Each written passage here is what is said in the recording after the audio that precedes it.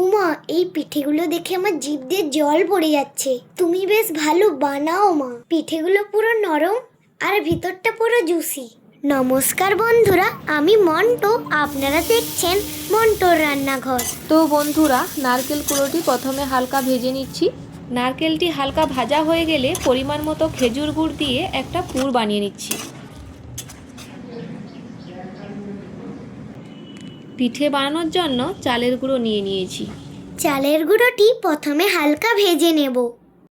ভাজা হয়ে গেলে চালের গুঁড়োতে পরিমাণ মতো লবণ দিয়ে একটা ডো বানিয়ে ফেলবো।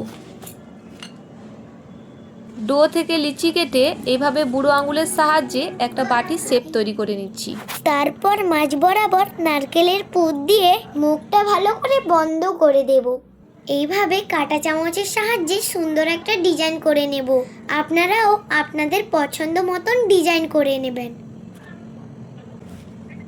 একই প্রসেসে সবগুলো পিঠে এইভাবে সুন্দর একটা ডিজাইন করে নিয়েছি। আগে থেকে জল গরম করে রেখেছিলাম, পিঠেগুলো এক এক করে সাজিয়ে নিচ্ছি। এইবার 10 থেকে 15 মিনিট ধরে স্টিম করে নেব। 10 থেকে 15 মিনিট পরে ফিরে এলাম। দেখুন বন্ধুরা, কত সুন্দর নরম হয়েছে। তো বন্ধুরা, ভিডিওটি যদি ভালো লেগে থাকে তাহলে একটি লাইক করে চ্যানেলটিকে সাবস্ক্রাইব করে পাশে থাকুন।